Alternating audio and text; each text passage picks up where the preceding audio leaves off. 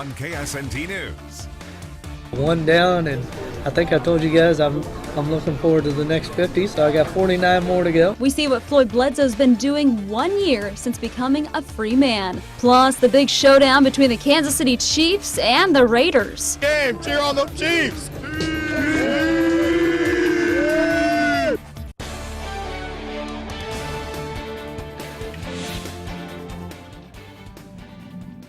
Thanks for staying up with us after the game. I'm Jared Broyle. And I'm Brooke Lennington. As we all know, tonight was a big one for Chiefs fans, and a cold one at that.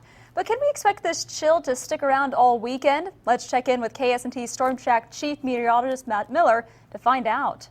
And actually, we'll get a return to south winds by Saturday, and we'll start to actually break above freezing, but not until then, as the clear skies right now have temperatures down into the teens. 11 at Lawrence, 12 at Burlington, already down to 9 at Clay Center, and 15 to the north at Holton. The winds are fortunately lighter than they've been, and when they're less than 5 miles per hour, the temperature and the wind chill are the same, and so most of the area in the teens. But where there's a breeze, single digits, Burlington, Hiawatha, as well as at Concordia. And overnight, as we look at future track, generally single digits and lower teens for the wind chill tonight as we fall back to about 9 degrees by early tomorrow morning. A very cold night. But we do expect to see returning warmer south breezes. How much of a warm-up you can expect, that's still to come. What a game out of Arrowhead Stadium tonight. The Kansas City team was able to pull out a win against their rivals, the Oakland Raiders. KSNT Sports Director Matt Gasper is live on the field at Arrowhead Stadium right now. Matt, fill us in. Hey guys, wow, what a fantastic night here at Arrowhead. The Kansas City Chiefs braved the cold, and they found a way in the end to hold off the Oakland Raiders and now jump into a first place position in the AFC West. Oakland's only lost 3 games all season. 2 of them have been to the Kansas City Chiefs, and tonight was a thriller. Tyreek Hill on offense was the man who did really all the work. Kansas City scored 21 points, all of which came in that second quarter, and Tyreek Hill had a big touchdown reception, and then he had a punt return that he took all the way back to the house that Oakland had declined a penalty, or was forced to do a penalty and a repunt, and Tyreek Hill certainly made them pay. The Chiefs defense made some big stands when it needed to. You can see behind me Travis Kelce getting interviewed on the Thursday Night Football crew, and everybody, the Chiefs fans are around, they are chanting Kelce. Everybody's having a great time out here today, and I'll tell you, this was a fun one. It was cold, but Kansas City found a way to battle the elements and get a win. This defense played lights out. Several 3-and-outs, and held an MVP candidate quarterback Derek Carr to a very dismal night passing the football. Lots of drops out there for Oakland today. Now, earlier in the day, Harrison Drake was out in the parking lot, and he had a great opportunity to kind of get to know some fans and the reason they may or may not have played a hooky, and he found out just the man who gave them the day off work. So being a sports fan is a lot of play, but also being a sports fan is a job in itself. That's the Andy Reid excuse. That's right. Even Chiefs coach Andy Reid understands. He put this out for those people who are looking to work overtime on their other job as Chiefs fans, excusing anybody who signs it because he needs, quote, the loudest stadium in the world. And it's pretty loud. And Jeremy's boss was cool with it. She's like, you're off. You're good. Go to that game. Cheer on the Chiefs. But this Topeka man didn't write any formal note to his boss. He just needed to ask. Had to convince my boss that this game was a must for me to come to, and she, even though she's a Broncos fan, she agreed. And did you have to elaborate any further? Well, she said that she did say that I needed a break, and so no better way of taking a break than coming here. But the job isn't easy when you have conditions like these. Freezing cold temps with blistering winds. This man from Oakland got off work to take his wife to the game. I mean, my wife out there, you know, she's never ever been to a game. And I said, baby, we got to go to Kansas City. That's the greatest joint in the world to go. Of course, that Andy Reid excuse was only usable today, but it's only a matter of time before fans are called in to do their jobs once again.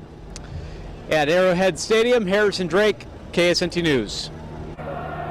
Safe to say every single one of those Kansas City Chiefs fans are loving their decision to come to this game tonight. It was fun. Chiefs win 21-13. We are going to have so much more coming up later in sports. Zaldi DeUnion is in the Kansas City locker room right now. He is talking to Chiefs players.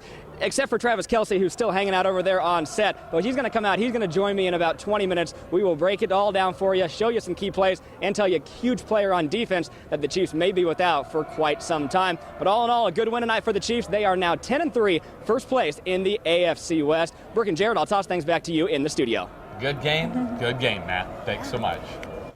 Well, today marks 1 year since Floyd Bledsoe became a free man after 16 years in prison for a murder he didn't do.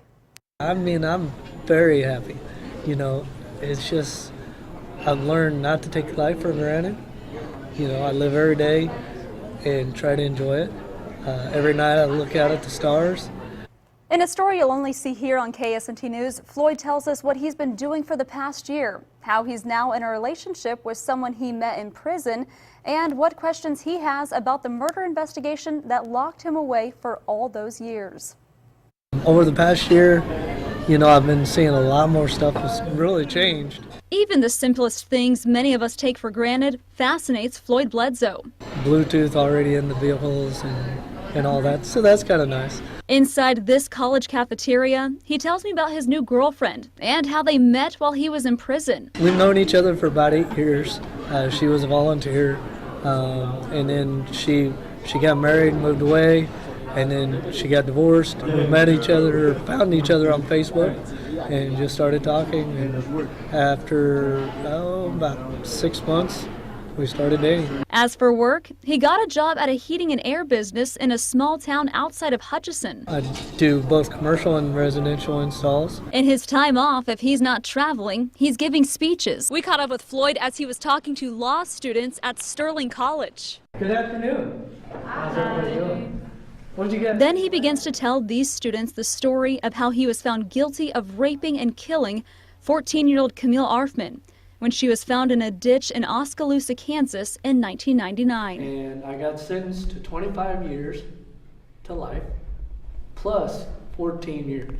This is video from the courtroom back then. Everybody still says During the trial, Floyd tried to explain to jurors he didn't kill Arfman. His brother did. It was Tom Bledsoe. Just last year, Tom Bledsoe killed himself, leaving behind 3 suicide notes, one of them admitting to killing the teen. I mean, you know, everything still bothers me today. His brother's confession helped prove his innocence, but Floyd still has questions. There's certain things that I want to know. Some of his questions are, did his father have a role? Investigators say his DNA was found on the girl's sock. Was he framed by prosecutors and deputies who investigated the case? Not only do I believe I have a right to know, but I think the public has a right to know, you know, so that they can see the truth. He plans on getting those answers in a lawsuit he's filed, and he could get more than just answers. Right now, the lawsuit has it up to a jury to decide how much money he could get for the nearly 2 decades he sat behind bars, innocent. Whatever people deem that not only 1 day, 1 week, 1 month, but what 16 years of your life is worth. Floyd hopes he'll have his answers and either a settlement or decision made on his lawsuit by next year. The Jefferson County attorney says a former prosecutor and a number of detectives made mistakes while investigating, but he doesn't believe the mistakes were intentional. Floyd also told me he was able to reconnect with his 2 sons, who were just 2 and 6 months old when he went to prison. They are now 19 and 17. Christmas is 17 days away. Do you know what you're getting your child this year? The average spending per person during the holiday season was over $800 for the last 2 years, according to the National Retail Federation.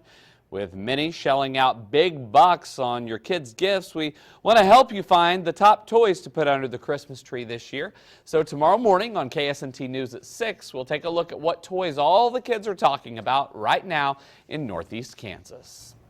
Tonight, a few kids have their own set of wheels to ride around town. That's thanks to Blue Cross and Blue Shield of Kansas. The organization gave away bikes to more than a dozen children. KSNT News' Jared Thompson was at the giveaway and saw how some proud children were able to give this exciting gift. Balloon animals and food weren't all these kids got at the end of the night. 25 first and second graders from the Boys and Girls Club of Topeka got to take home a personalized bike thanks to the annual Leadership Exploration Program at Blue Cross and Blue Shield of Kansas's Blue University. I like you all. Thanks, buddy. It's designed to enhance and allow others to develop existing leadership skills and explore new leadership opportunities with the company. All of the kids were chosen since they attend the club on a consistent basis. They've also shown growth in their academic success, healthy lifestyles, good character, and citizenship. I'm gonna wear my helmet. The bikes were all assembled by the 15 members of the leadership program. Symbolically, the different pieces of a bike that assemble to make one working unit, we are assembling different pieces of leadership to excel within our own career. Along with these bikes came a helmet and a bag filled with safety gear and treats for the kids. I got a lock. I got this little ball. I think that I should feel thankful that I got this. So after this giveaway, workers will apply the skills they've learned the last 10 months to their professional careers. In Topeka, Jared Thompson, KSNT News. In order to be a part of this program, Blue Cross and Blue Shield employees have to be interviewed to be admitted. The program consists of an in-class instruction, virtual classroom instruction, and a group community leadership project. If you're an e-cigarette user, you may soon have less freedom to smoke as you please. Coming up, why the U.S. Surgeon General is warning people about the product. Tonight, a mostly clear sky, and that clear sky allowing for some very cold temperatures already. A few clouds toward morning, but temperatures dipping down at least late in the night, early morning into the single digits. But then we start to climb back into the mid-teens as early as 8 o'clock thanks to that incoming cloud cover. Don't expect it to be a warm day tomorrow when we will warm up a little bit more. Look at that coming up after the break.